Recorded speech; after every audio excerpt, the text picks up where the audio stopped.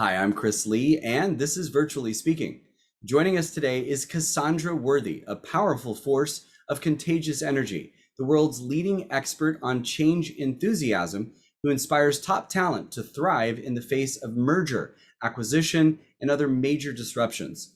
A two-time TEDx speaker and an author of the August 2021 book titled Change Enthusiasm. In addition to being a disruptive thought leader, Cassandra is an executive, a former Fortune 100 innovation leader, and senior chemical engineer with nearly 2 decades in the CPG industry and over a decade of M&A experience.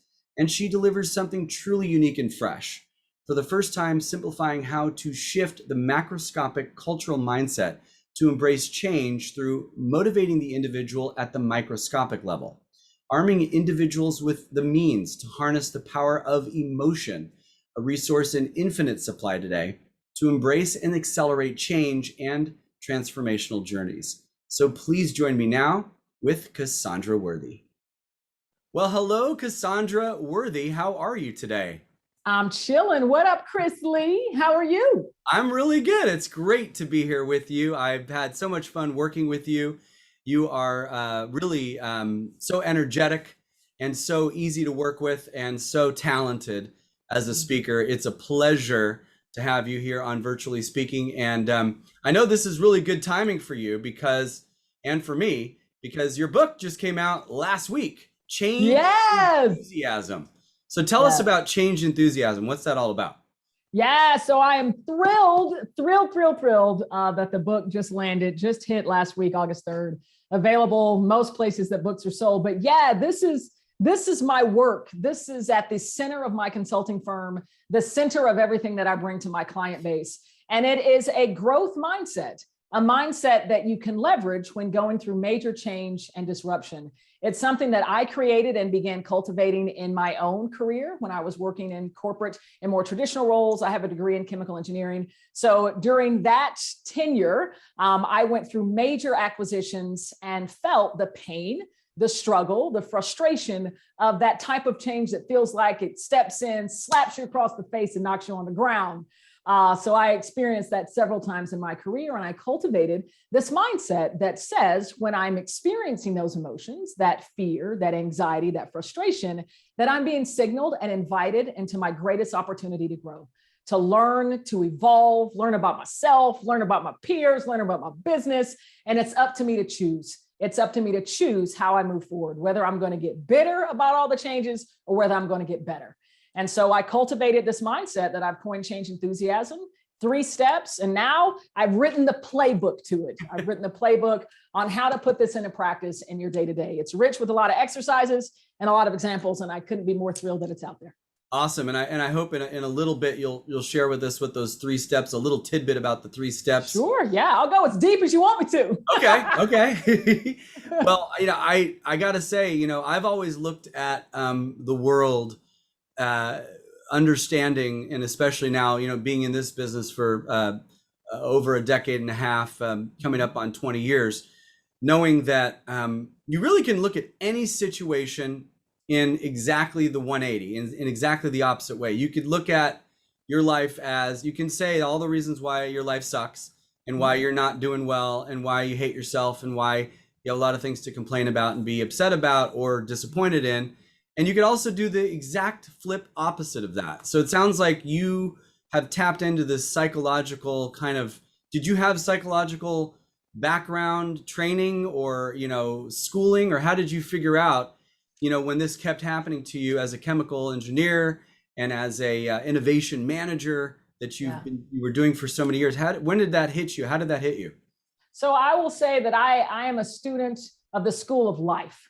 And honestly, the seed was planted for this mindset when I was going through my first really major acquisition. I was a young engineer. I worked at Procter & Gamble. I'd only been in the company for about 3 years. And I transitioned into a business that we had just acquired, a multi-billion-dollar acquisition, really big deal. And so after I transferred in, I was told I was supposed to help continue bringing in innovation as well as integrate parent company tools and processes. But it was like a completely different culture. It was a completely different culture from what I had grown up in, from what I knew. And I felt like I had quit that company and was working for a different company. And it was a very us versus them type of culture. And for those and everybody's of you going through that. That's very typical, right? Yes. Mirrored any disruption, any transformation where it feels uncomfortable because it's so new, because it's not what you're used to. It's not the way that you used to thrive. And now it's all the rules have changed. Everything's different. And so I tell you almost every day that I walked into that business, I wanted to quit. I wanted that to be the day that I say, screw it, I'm done, I'm walking out of the door. Right. And I got to this breaking point where I was like, you know what, I'm going to look for a way to quit. I have to quit. But I went to a mentor and she was really high up in the organization at the time. And, I talked to her, really, I was just venting about how difficult things were and how much I wanted her to change my work experience. I said everything short of like firing my manager and then promoting me so I could fire another 9 people that I couldn't stand, right? And she gave me some really powerful advice. She was like, Cassandra, you can either get bitter or you can get better. It's your choice. And of course, at first, that didn't sit well with me because I'm like, yo, how can this be my choice? I'm not the one in a position of influence. You're the director, not me. I've only been in this company for 3 years. Right. But for, magically, those words, bitter or better, they stayed with me. And I was like, you know what? I do have a choice. I do have a choice of how I experience my work. And that started the seed. That started the growth of, you know what, when I'm feeling this frustration, it must mean I'm in an opportunity to grow, to become better. And it's up to me to choose how I do that. How can I experience this acquisition to learn so much? Who gets a chance to go through such a tremendous change like that? Right. Very few, right? So I maximized that. I got myself really high rated, got another, opportunity that wouldn't have happened if I hadn't transferred in. So yeah, it's, I seriously created this to help me, help me grow in my career. And I've seen it proven time and time again now. Yeah. And that's how the great ones do it. I mean, they solve a problem for themselves and then they realize they can share that with their friends, their family, their peers, and really then sometimes if they're lucky or if they feel the desire to the world. And it sounds like that's what you're doing now. And of course, you're speaking now and you're very well rated and very new and fresh and a hot item out there, which is so great, because there's speakers who kind of have been giving the same speech for 20 years and what's new about that. And the other cool thing about you is that you really have done the homework on how to deliver this. And really, obviously, you did the homework to write the book. So just a little bit ago, we were talking about there's really 3 main steps to really get this mindset to take hold or to take hold of the mindset. So how do you go about that? What are the 3 steps? Sure. I'll share the details behind that. But first, let me say, I think the reason that, I have been able to speak to so many clients over the world, that I have been able to share this message, is the very uniqueness of facing the emotions of change head on. I so often see leaders, and I've experienced it myself in my corporate career, well, there's a big transition, there's a big transformation happening. It's going to be difficult. It's going to be tough, but we got to do it. And then it's like this grit your teeth and bear it. Forget about any of the emotions that you're dealing with. Deal with that outside of work. When you get in here, these are objectives. You need to go and do it. And never was there this avenue or tools or strategies for employees to actually use that emotion. I fully believe that emotion is a gift and it's an energy. It's a resource that's an infinite supply. And we all have a tap into that. And I really do think that they signal us those tough emotions into those great opportunities to grow. So when you feel that stress and tension in the organization, it means something wonderful is about to happen. But yeah, let me take you through the steps and when one is practicing this mindset. So the very first step is what I call the signal. And those are those really tough emotions. I've noticed them in my research and the work that I've done with clients all around the world to be fear, anxiety, frustration, anger, and grief or loss. And it's typically those 5 emotions that we face when we're going through change, the type of change that feels like it's happening to us. The first step is acknowledging and embracing those signal emotions as invitations, as gifts, not ignoring them, not suppressing them, but accepting their invitation into our greatest opportunities to grow. And that's the second step. It's called the opportunity, right? So you go from the signal to the opportunity. And in this step is really where the work happens, because you're exploring what's possible. What are my options to milk this opportunity for all it's got, right? How can I use this to learn about myself, to learn about my peers, my colleagues, my business? How can I use this to grow? And then the third step is the choice. It's where the magic happens. It's where you use productive, conscious choice from those options to inspire a better feeling and ultimately a better result. And getting about the business of evolving, of growing, of becoming better than you were yesterday. I love that. So, this reminds me of something I've heard other people say and talk about, was the reason why they started their business, or the reason why they created something that had never been created before. It's really kind of the being fed up with the status quo, or being angry with the way things are going. So I'm going to make a difference, and I'm not just going to be angry about it. I'm not just going to be pissed off about it. I'm going to actually do something about it.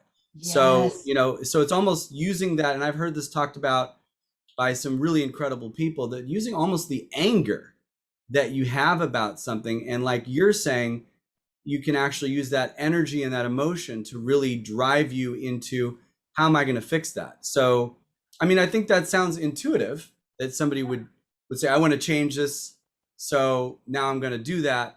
But I think it's probably hard for a lot of people to get past that anger. Yeah, for sure. I would say that the most difficult part of putting this into practice is moving from the signal to the opportunity, because those signal emotions can rock us. They can make us not want to get out of bed, off the couch, or, out of the bar, right? Right. So it's very difficult to step outside of those emotions when you're in the throes of them, to see that there is opportunity, to see that they're inviting you into this growth. But what's so tremendous is, not only have I seen the data in my own personal experience, that when I put this into practice, when I'm feeling those emotions, it means I'm about to grow and I can become better. But now I've seen that data replicated across thousands of individuals all over the world. And so I firmly believe and trust that when you're feeling those emotions, if you can recognize and accept their invitation, you can get into these great moments of opportunity to grow. And it's just up to us to trust that they're there to serve. Right. They're there for a reason. Yeah. And that's really the positive, and really the only way to look at having those emotions and feeling that way, is this is going to now spur me on to do something great. So that's great that you're there to remind us of that. And if I can just geek out a little bit more, using my engineering hat, but I like to think of, like I said, emotion is energy. And if we think of ourselves as this unit or this vessel, then we can do one of three things with the energy within us, right? We can either conserve it, right? Holding it within when all the health adverse effects start to happen. Mm-hmm. And then we maybe explode on other people that didn't deserve it. Right. We can transfer it, which is like venting to anyone that will listen. And that can actually be useful from time to time, because it releases that valve and allows the energy to flow. Yeah. But it's almost like we play this game of energetic hot potato, right? And we're just venting, and the other person is feeling all the emotion, then it somehow comes back to us, right? And it never changes its signature, never changes its signature. Yeah. The third part is to transform. And it's through choice that we can transform that anger of, something that's not going right, transform that into joy for what could be right. For what could I make this, happen? Right. Transforming that fear of the unknown into hope of all the wonderful things that are in store. How much am I going to learn? How much will I grow? Yeah. So it's this powerful notion of choice that can enable us to transform this energy into fuel to propel us to greater and greater levels. Well, having that mindset is something that probably comes from within with you. I'm wondering, have you always been a very optimistic, glass is half full type of person your whole life? I have, but I will tell you what's unique about this, for me in particular, being the expert and the one that's bringing it to the world. That thing that you hear about, we teach what we most need to practice, that is certainly true of me, because it's because of my optimism that oftentimes I want to run away from, and I want to ignore really difficult emotion. And I want to only talk about the positive and only talk about, what's optimistic and what's good. And it's almost, I have the pitfall sometimes of being blindly optimistic and being that person that doesn't face reality. But in this message and this growth mindset, you're facing those difficult emotions head on. You're embracing them. You're allowing them to exist. You're sitting with them. You're giving yourself the grace to be with them for as long as that takes. And then acknowledging that they are there to serve you. You will bless them. They are gifts. And then you get into the opportunity to learn how you'll grow. So yes, I've been quite positive my whole life, but in this teaching, I'm helping myself because we can't be blind to these emotions and we can't conserve them and we can't just be transferring them all around to anyone who looks. No, that's got to transform. That's a really good point that you made. Any examples of how this has worked? Any oh man, from yourself or from others? Yes, goodness, many examples. So I'll share another one of my personal examples. So like I said, I've been through a lot of multi-billion-dollar acquisitions. The second one that I went through, I was a mid-level executive, and I was in a company that was getting acquired by another multi-billion-dollar acquisition or another multi-billion-dollar company. Shortly after the acquisition closed, senior leadership of that company started cutting staff, started cutting headcount left and right, driving down cost. So it was a really uncertain time for me and a whole heck of a lot of people. And on top of that, I was given a brand new manager. Now, this manager was from the acquiring company. He didn't know me. He didn't know my background, didn't know the culture I came from. And one day we were sitting in my office, we're having a budget review. And he looks at me and he's like, you know, Cassandra, I like you and I want to keep you, but I just don't see a lot of value in having you in my organization in the next couple of years. Chris, I kid you not. My mouth went dry.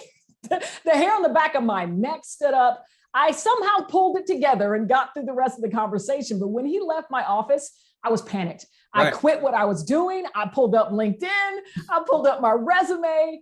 I was in, that mental downward spiral with all these thoughts and all the energy. I was in that. I was panicked. I'm about to lose my job. I'm a failure. My career's in shambles, all those things. Yeah. But in a moment of clarity, I recognized, wait a second, I'm a practicing change enthusiast. And my mouth has just gone dry.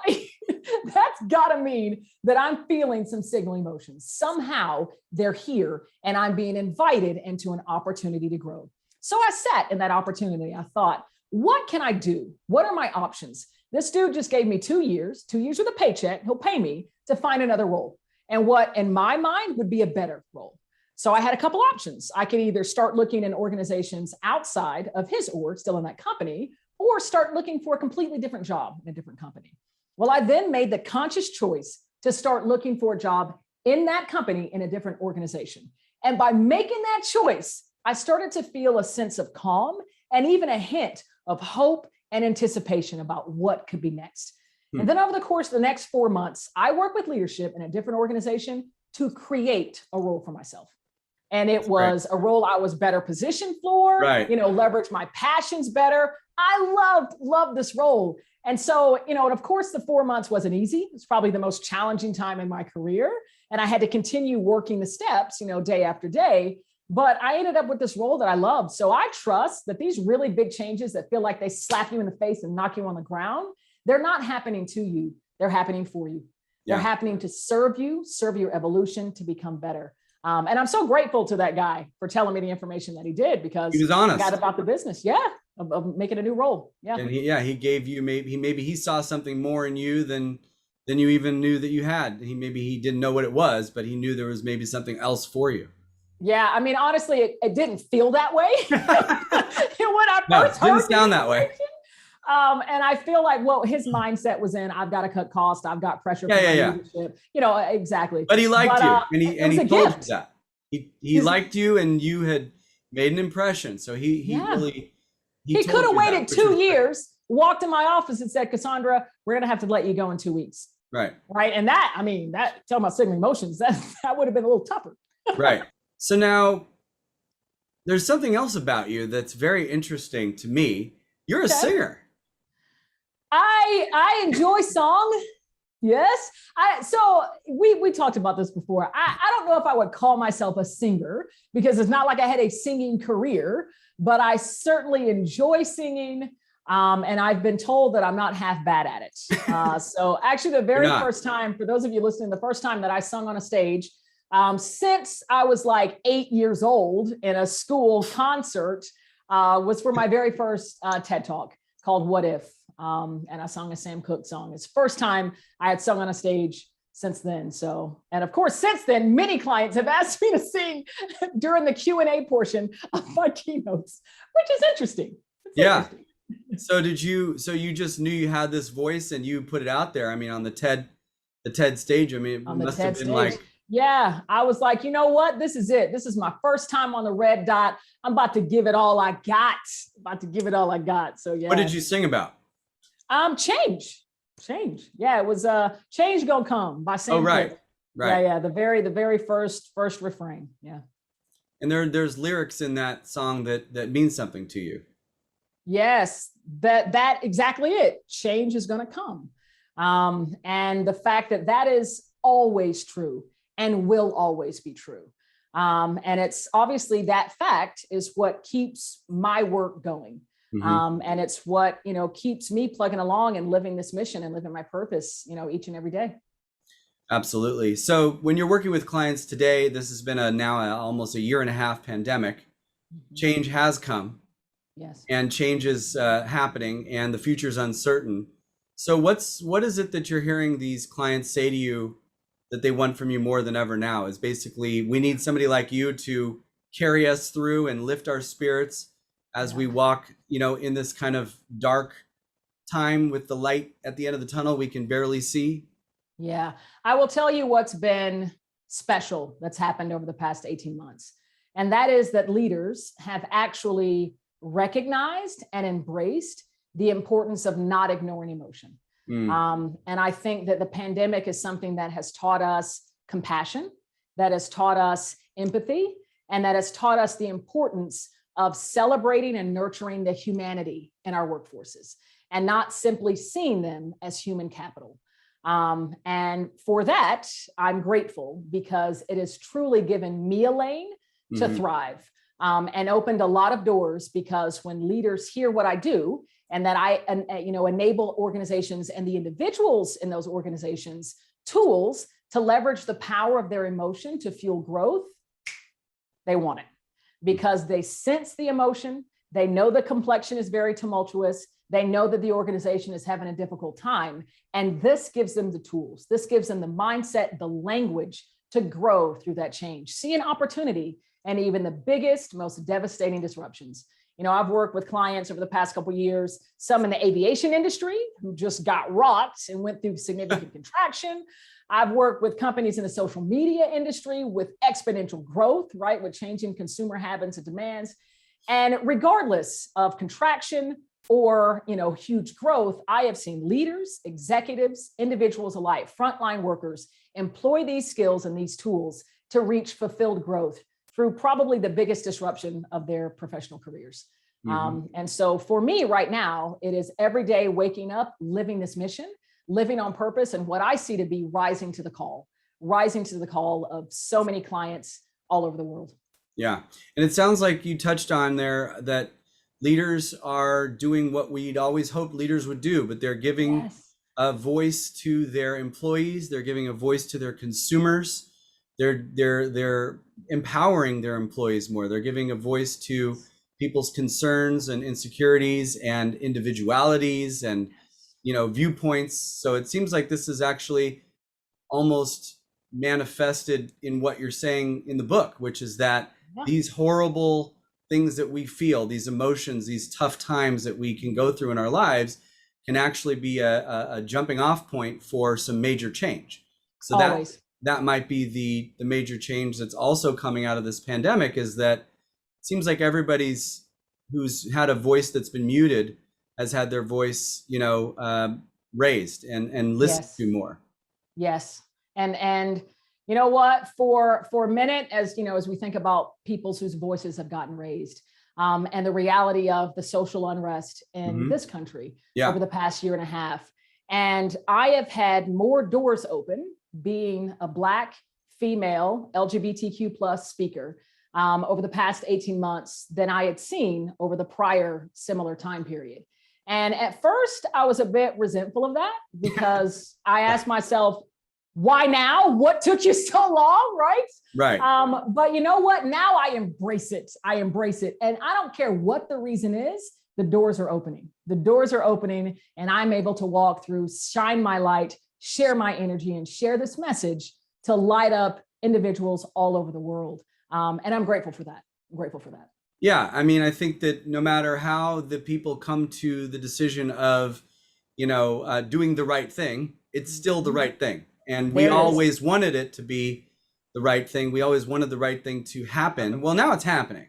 It's happened. So, it really seems like there's going to be a sustainable presence of these thoughts and these values in the leaders and the companies of this country, at least, where we now realize that this is a world that's an inclusive world, and that our customers are not just one type of person. Our customers can be everybody, and our employees don't just have to be one person who live in this city.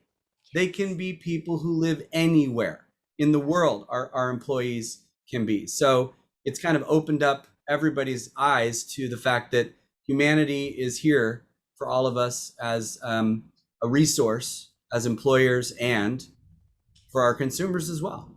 Yep. Humanity as emotional beings. And I've been privileged to partner recently with the Network of Executive Women on a podcast platform that I host, and it's about evolutionary stories with revolutionary individuals. But we're pulling back the curtain, and we're talking the really real about inclusion, diversity, mentorship, allyship in the corporate world, and how, right now, I'll talk about that third step of conscious choice, consciousness. And I feel like now eyes are opening and people are becoming awakened and aware and are being held accountable to addressing some of the systemic issues that we've been living with for decades, centuries, really. And so, I'm grateful to be part of the conversation and to be a part of the change, right? The wave of change that is really just getting started. And I hate saying that because it's been centuries, but we've got to continue this momentum and keep eyes open and keep people conscious and accountable. Absolutely. So change enthusiasm. I love it. I'm excited that you are, making that your key word, your key phrase that really represents who you are. And you really do embody that. A lot of people talk about change and adversity and overcoming and dealing with, tough times and things that happen to us that we don't necessarily see happening to us or want to have happen to us. But nobody really mixes in the enthusiasm part and the emotional part of how we take what we're feeling and how we get that to drive us forward. So you've really done an incredible job at marrying those together and really telling us how to do that. So thanks so much for writing that book. And it's going to be a real big success, I'm sure. And I look forward to reading it. It's only been out a week, so I got to get around to that soon. Yes. But getting to know you and then talking with you today has been an absolute pleasure. So I wish you the best. I look forward to working with you a lot. And thank you so much for coming on the show. Thank you, Chris, for the invitation. Thank you to all the listeners, all the watchers out there. It's a pleasure. And again, I can't wait for this partnership journey that you and I are on, my friend. Yeah. It's going to be fun. Well, awesome, Cassandra. Thank you again so much. And I look forward to talking to you and working with you again soon. Same. Thank you, Chris. And thanks to all the listeners. I appreciate it. Absolutely. Take care. Bye.